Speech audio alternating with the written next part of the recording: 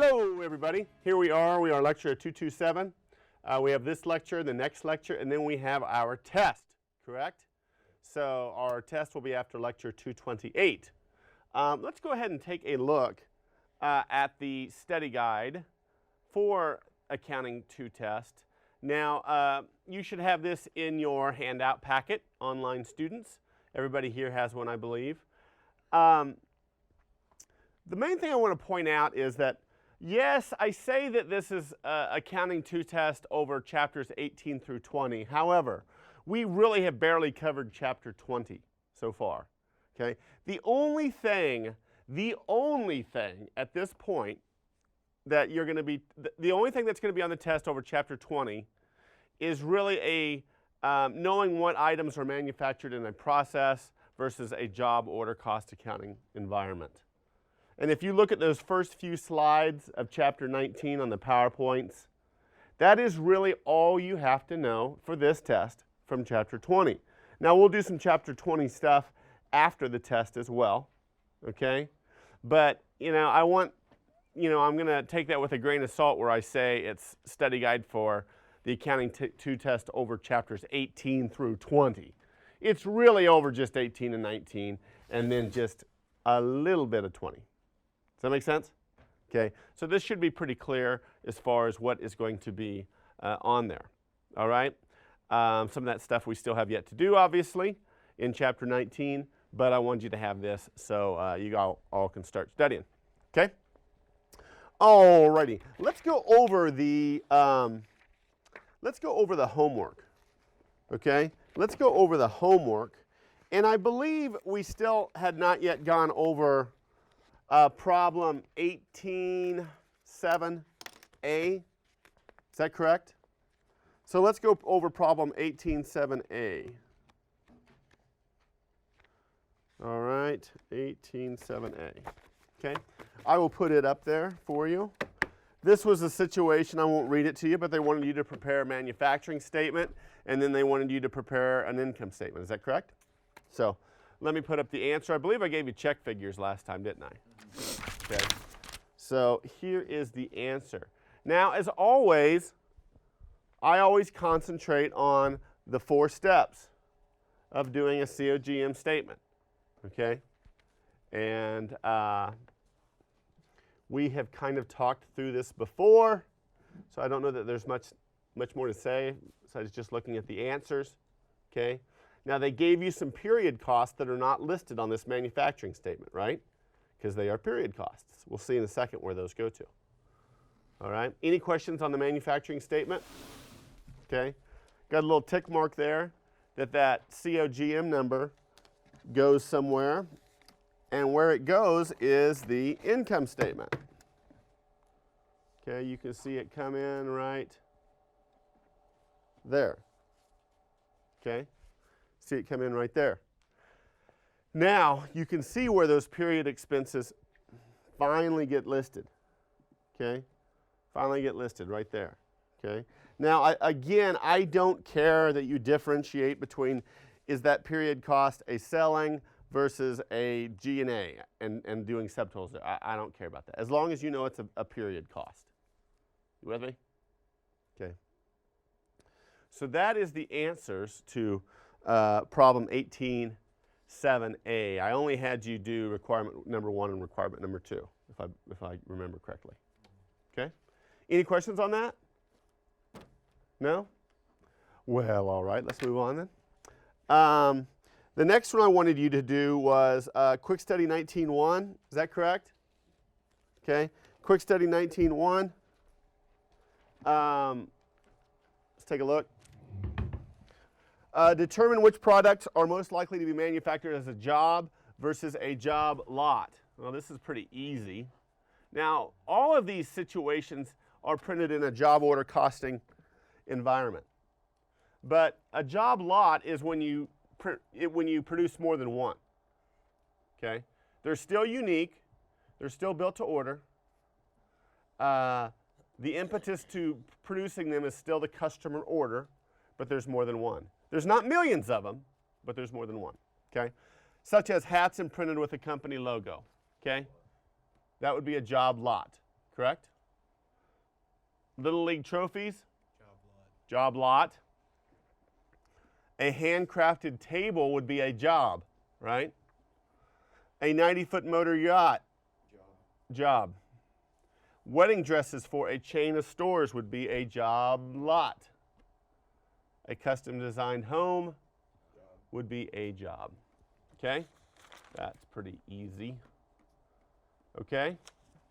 All right, let's go to the next one, which was exercise 19.2. Exercise 19.2. Okay? Whoops. Exercise 19.2.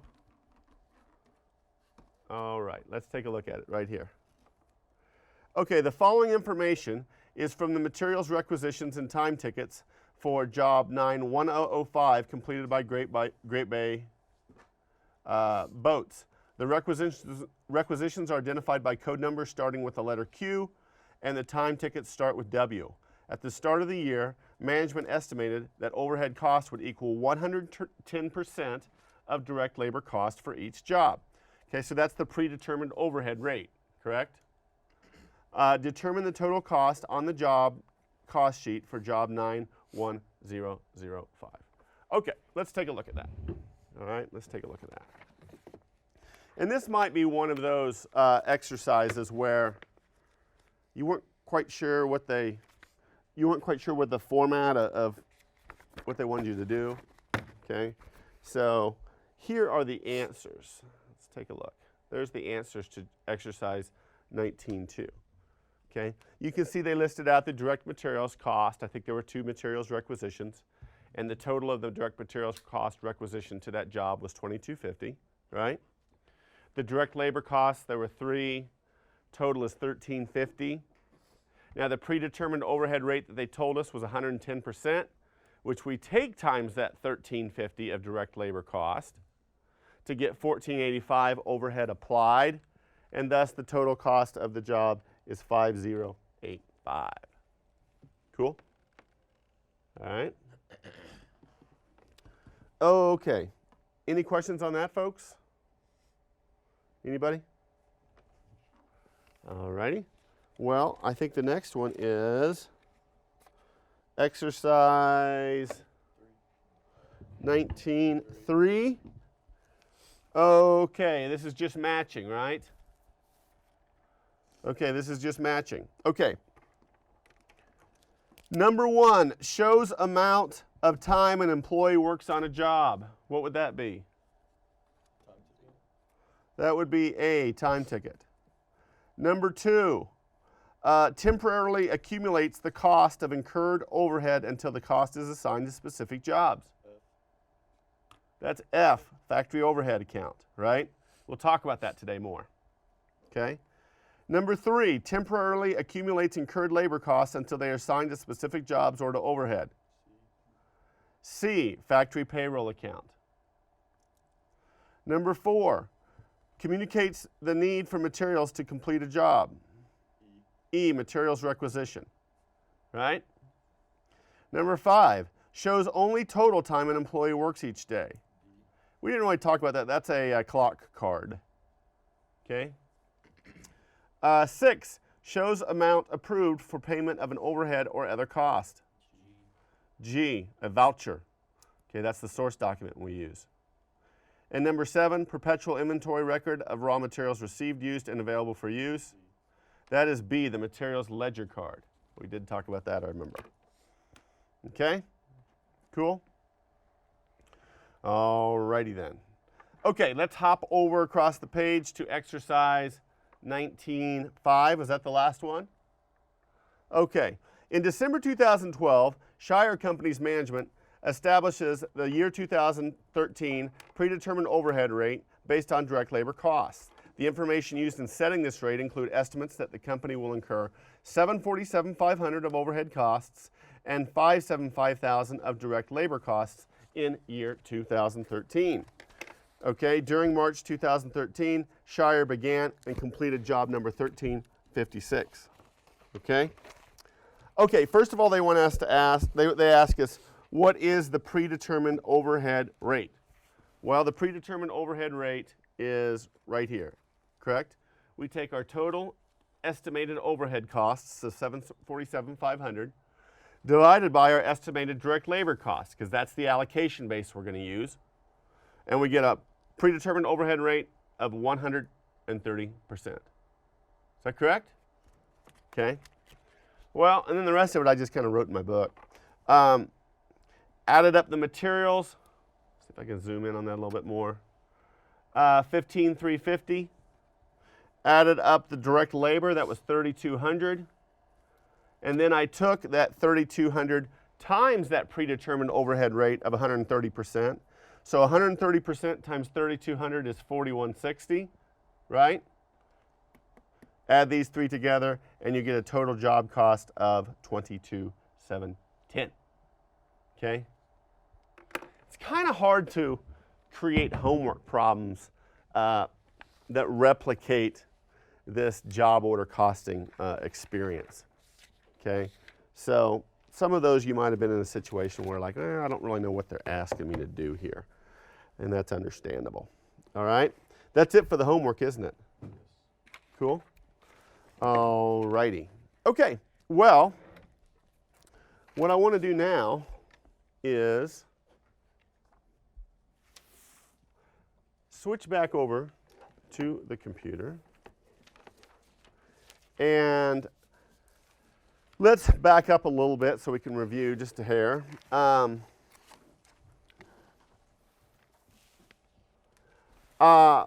Let's summarize the document flow we've been discussing. I know we did this once, let's do it again. Okay? We have these materials requisitions. Okay? If they are in regards to direct materials, they go right to the job cost sheet. And they go to work in process inventory or goods in process inventory, same thing. If they are indirect materials, though, we keep track of them in a factory overhead account. Okay? What about in regards to labor? Well, if it is direct labor, it goes right to the job cost sheet. Once again, we are debiting work in process inventory. Okay? It's moving into work in process inventory. Okay? What if it's indirect labor? Well, it goes to this factory overhead account. Okay? You with me? And then factory overhead account gets to the job cost sheet. How? How does factory overhead get there? Allocated. If we allocate it or apply it, or sometimes called assign it. Okay? Good. Now what I want to do is I want to look at the journal entries. We haven't done journal entries for a long time, have we? Have you forgotten how to do journal entries? Debits have to equal the credits and all that sort of stuff. All right? Okay, let's look at the accounting journal entries for a job order cost accounting system. And as this slide says, we're going to just ignore the numbers so we can focus on the accounts. Now, some of these are really easy and some of these are going to be kind of more new to you. Okay? First one I think is pretty easy. What is the journal entry when we acquire materials? When we acquire materials on credit? Well, we debit raw materials inventory, we credit accounts payable. Makes sense, right? And of course, raw materials inventory is an asset account, goes on the balance sheet, right? Okay. So that is the journal entry when we acquire materials on credit. Now, think about this. What we are doing here is these materials are not going to jobs. This is like, you can come off the slide, this is like if we have a manufacturing facility, but there's one section of the facility that keeps all the raw materials. And this is that, there's usually a raw material manager that is purchasing things. But they're still just sitting on the shelves. They haven't been requisitioned out yet. Make sense? The next journal entries have to do when they are requisitioned out. Now, when direct materials are requisitioned out, we credit or reduce raw materials inventory, and we debit goods in process inventory or work in process inventory. Okay? So it moves from one asset account to the other asset account. Okay? Now, when we requisition out indirect materials, it leaves raw materials inventory and it goes to this account called factory overhead account. You with me? Now, the question I have for you, I'm not going to answer it yet, but is what type of account is factory overhead? We know goods in process inventory, we know raw materials inventory. We know that those are asset accounts with debit balances and they go on the balance sheet, right? What type of account is factory overhead? Well, we'll come back to that in a minute. Okay? Let's move on. But, oh, one important thing. I want you to note down here, there is no accounting account that is called direct materials. And there is no account called indirect materials. I see this every time I grade these journal entries on the tests. On that top journal entry, they credit raw materials inventory, they do that correctly, but then they debit direct materials. And on the bottom one, they don't debit factory overhead, they incorrectly debit indirect materials. There is no account called direct materials, and there is no account called indirect materials. If you are doing a journal entry and you are debiting or crediting direct materials or indirect materials, I can promise you the journal entry is wrong. Okay? So put a big star by that. Make a note of that. Okay? All right. Let's talk about when we pay salaries and wages. Now, when we pay salaries and wages, we credit cash and we debit this account called factory payroll. Okay? We debit this account called factory payroll. Well, then we go through that factory payroll, and if it's direct labor, we reduce factory payroll, and just like we did with direct materials, we put it into goods in process inventory or work in process inventory. And whenever you are debiting goods in process inventory, think of yourself writing on that job cost sheet. Okay? Now, to record indirect labor, we decrease factory payroll and we debit factory overhead. Are you with me? Okay? We debit factory overhead. Now, that's similar to the way we treated indirect materials, isn't it? Okay? Now, let me also say, there is no account called indirect labor, there is no account called direct labor. Students make the same errors here. They incorrectly up here debit, they debit incorrectly direct labor. And down here they incorrectly debit indirect labor. There are no accounts called direct labor and indirect labor. If you ever are affecting those accounts, you know your journal entry is wrong. Are you with me? All right, questions on that? Okay, now here's my question, and I can remember when I was a student, this used to just bug me to no end. What type of account are these accounts? Now, if I've trained you right as accountants in Accounting 1 and in Accounting 2, whenever you're presented with a new account, there's a series of questions I want you to ask yourself. I want you to ask yourself, what type of account is it? Does it have a normal debit or normal credit balance account? And what financial statement does it appear on? Okay? Because I always feel like if you don't know the answers to those questions, you really don't know what you're doing. Okay? So looking back at the slides, a lot of these accounts, like goods in process inventory, raw materials inventory, well, those are asset accounts. Those are inventory accounts with debit balances that go on the balance sheet. But what about this account of factory overhead, and what about this account of factory payroll? This drove me crazy as a student. This especially bugged me with factory payroll, because there it really looks like an expense, right? But here we're decreasing it. Why would we be decreasing the expenses? Is factory payroll instead a liability? I just racked my brain because I couldn't figure out what account it was, and I thought I don't know how to do this because I can't figure out what account this is. Well, let me answer that question, okay? And I want you to turn in your books to page 784, okay?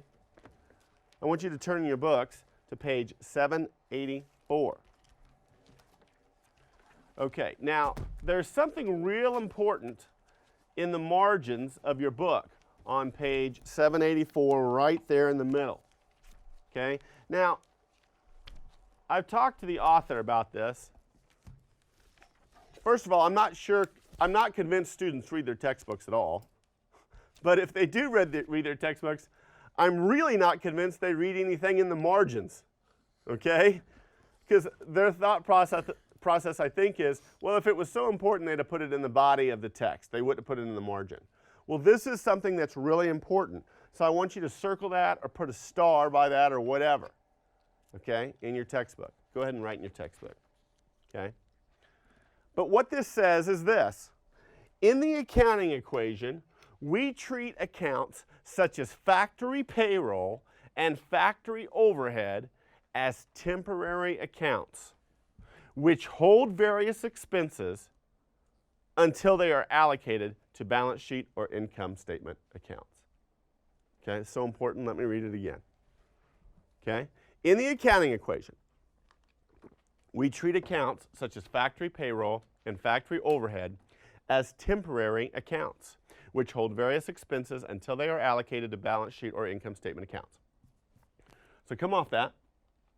So the answer to my question is factory overhead, factory payroll, they're not really any type of accounts.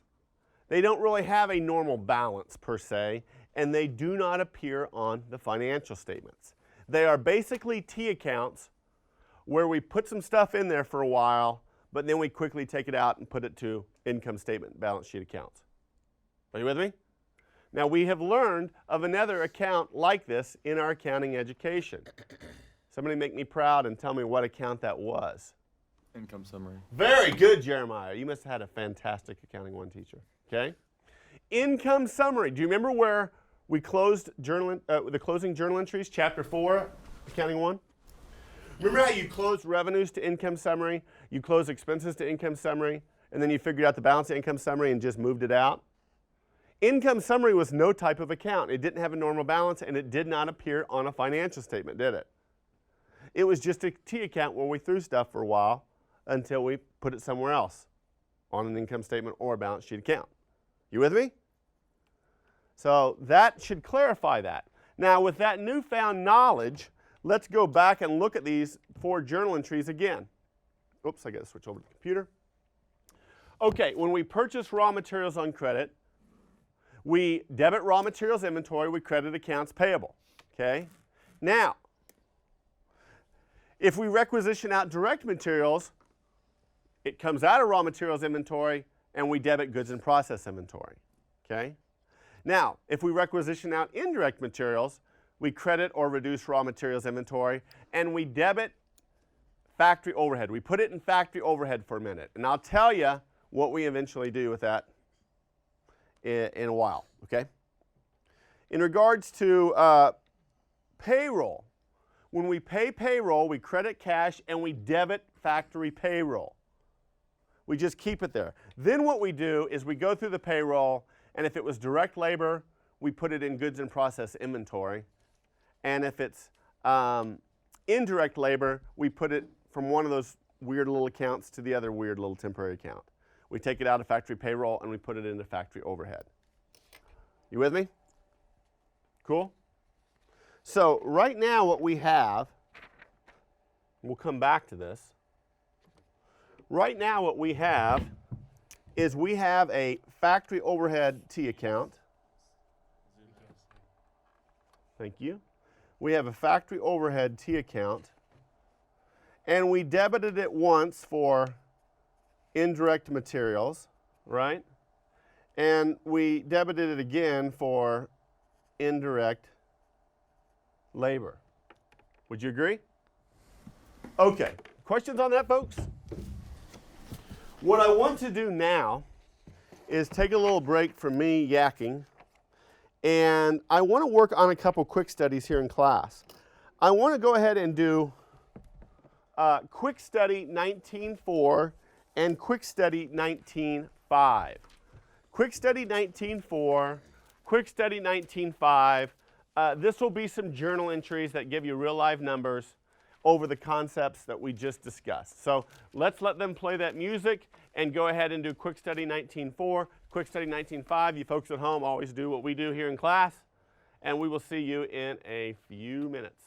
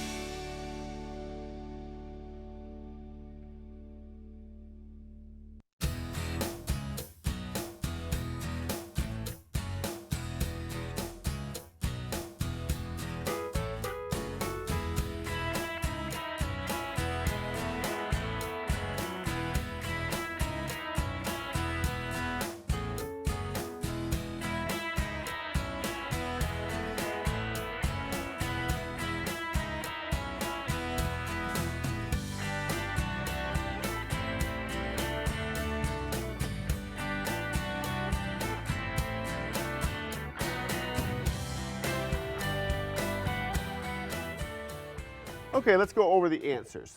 Hopefully that wasn't too hard. When we purchased the raw materials, our journal entry was to debit raw materials inventory and credit cash. Correct? Okay. It goes on to say in Quick Study 19.4, it then uses 12,000 of raw materials indirectly as factory supplies and uses 32,000 of raw materials as direct materials. Okay, prepare the entries to record those. Well, for the indirect materials, we debit factory overhead, correct? All right. And for the direct materials, we debit goods in process inventory. All right. Okay. Now, should we be concerned that we debited factory material, I'm sorry, let me say that again. Should we be concerned that we debited raw materials inventory for 50,000, but we've only credited it for 44, not the full 50? Should we be concerned there? No, that just means we still have some raw materials inventory, right? We wouldn't expect to use it all up on some requisitions, right? Okay, good. Any questions on Quick Study 19.4? Yeah, if we were to combine the two lower journal entries into one journal entry, would that make a difference? Fine. Okay. That's fine. Yeah, if it has the same net effect, you can combine those two journal entries into one entry. Okay, good. Quick Study 19.5, during the current month, the company uses job order cost accounting system and they incurred a monthly factory payroll of 180,000 paid in cash. Okay, well, there's that entry right there. Okay, debit factory payroll, we credit cash for 180. Of this amount, 40,000 is classified as indirect labor and the remainder as direct. Okay, well, so that would be how much of direct? 140. 140. So here's the journal entry, and Matt, you can see where they did this as one journal entry. Okay? They did that as one journal entry. You could do it as two journal entries, again, if it had the same net effect. Now this, I don't think should be surprising that our entire factory payroll that's debited up here is credited down here, because you can't inventory labor, can you? Okay? Now, I think the reason, though, that Matt, and again, I don't care whether, if you do this in one journal entry, as long as the net effect is the same, that's fine. And if you do this in two journal entries, as long as the net effect that is the same, that is fine. I think the reason that you often see this in two journal entries and this in one is your materials may not all be requisitioned at the same time. You know, you might requisition direct materials on one day and indirect materials later on in the day or next day. Whereas this payroll, a lot of times you're going through that factory payroll and deciding if it is direct or indirect at the same time. Okay? Now, do you see any accounts called direct labor, direct materials, indirect labor, or indirect materials in here? No, you do not. Okay? All right, questions? All right. Okay. Let's go back to the computer. Okay? I want to show you some journal entries that perhaps you have seen before. I know you've seen before, okay? Remember when we did an AJE and we adjusted for the amount of prepaid insurance that was used up? So we debited insurance expense and we credited prepaid insurance. Do you remember that? Okay, you've seen that journal entry. Do you remember when we received a bill or we needed to record a liability that had not yet been paid but will be paid in the future? So we credited utilities payable or some similar liability, and we debited utilities expense to get that expense in the right period. Remember that? Okay. Let's say we did a journal entry. This would not be an adjusting journal entry, but let's say we paid cleaning expense. And it wasn't that big of an amount, and so we debited the account cleaning expense and we credited cash. You've seen journal entries like that, right? And then, of course, you've seen depreciation journal entries, right? That was an AJE where we depreciated something, we debited depreciation expense, and we credited accumulated depreciation. You've certainly seen that, correct? Okay. Well, let's go through these. Let's say, though, that this was actually prepaid insurance on the factory building. Whoops. on the factory building. Okay? And let's say that this was utilities payable as well on the factory. Okay? And let's say that this cleaning expense was actually to clean the factory as well, clean the assembly area. Okay? And let's say this accumulated depreciation actually had to do with a drill press used in the factory. Okay? You with me? Now, all of these instances that I just described to you, are they product or period costs? They are product costs. You with me? But we have a little bit of a problem here. Because remember when I say product costs are inventoriable? What does that mean? That means they go to inventory accounts. They don't go straight to the income statement, right? And yet, as I have these now, and you'll know that these are incorrect, I cannot record these product costs by debiting expense accounts, or it is in fact not being inventoried. It's going straight to the income statement. Are you with me? So do you see where all of these situations that I just described, they're product costs, right? You told me correctly that they're product costs. They're not direct materials. They're not direct labor, so what do they have to be? Factory overhead. So the accounts that we debit are not expense accounts. They are instead, whoops. Oh, come on, Krug.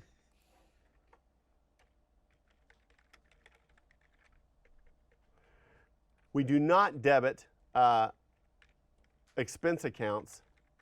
We debit the account called factory overhead.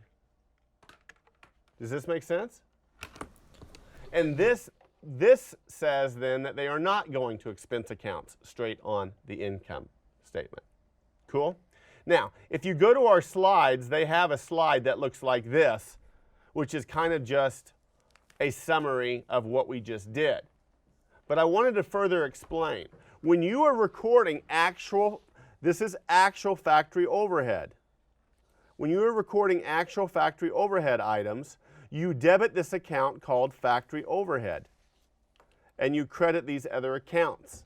So the only time they're not going to be like debited to factory overhead is if they're a period cost. If they're a period cost, they'll go to advertising expense or CFO salary expense or something like that. You're right. Okay. But all these are products, so they're going to go to factory overhead. Now, I want you to remember a very good question you asked a few periods ago, Jeremiah. Remember when I was saying I was making a big to-do about product costs are inventoriable, and they all move through the inventory accounts. And do you remember you said, I understand how raw materials inventory moves through the inventory accounts, but I don't see how direct labor and factory overhead, those other product costs, move through inventory accounts, because those aren't items. Remember when you asked that? You're going to see that now when we look at all of these journal entries together. Okay? You can see that eventually everything, did you see where direct labor remember when it got put to work in process or goods in process inventory? Yeah. And eventually you're going to see where factory overhead gets put into goods in process inventory. So that's how they move through those inventory accounts. Okay? All right, so this is our journal entry when we record actual factory overhead items. Okay? Now, let's go to the Elmo real quick, and we can see our factory overhead account, and we can just see that we just debited it 4 more times, right? And this is all actual overhead, isn't it? These aren't estimates. These are actual overhead items that we're paying. Okay? Now, my question is, we keep debiting this factory overhead account. When do we credit it, or do we ever credit the factory overhead account? We credit this factory overhead account when we assign or apply or allocate, okay? That is how these factory overhead costs get put on the work in process or goods in process inventory. Okay. And that's how they make their way to the job cost sheet. And that is our next journal entry that we see on the slides. To apply or assign or allocate overhead, this is the journal entry, okay? Now put a star by this one, because this is the journal entry that is most commonly missed on tests, and I think I know why. But if you look back at the ELMO, you can see that factory overhead. I mean, it needs to be credited sometime. These costs need to make their way to the job cost sheets. They need to make their way to goods in process inventory, right? Well, it happens when we credit factory overhead and we debit goods in process inventory account. And you're only going to do that like once a period, right? Well, that's a great question. How often does this happen? Some companies might do it, might just do it once a period. Others might do it every time direct labor is incurred on a job, okay. Because that's their allocation base. So it just depends. Okay? Now I think I know, look back at this slide. I think I know why students miss this one. Because when I ask them to do the journal entry to allocate factory overhead, I think in their brains they just think that factory overhead needs to be the first thing debited. You see what I'm saying? Allocate factory overhead. They just in their brains think factory overhead needs to be the first account listed and thus debited. Where that's not the case, is it? Factory overhead is credited and we debit goods in process inventory. Are you with me? So let's go back a few slides. Let's go back way early. We debited this goods in process inventory here for direct materials, right? Isn't that where we debited goods in process inventory for direct materials? We went through a few slides and we debited goods in process inventory for direct labor, the second product cost. And this one right here, goods in process inventory account, is getting debited for the overhead, but we can't directly trace it. We have to allocate or assign it or apply it, right? But do you see now, Jeremiah, where all those product costs ended up in an inventory account? That's why we say product costs are inventoriable. They go to inventory accounts. They are held on the balance sheet. And they do not make their way to the income statement until and unless they are what? Allocated. No. We'll get there. I'll say that again.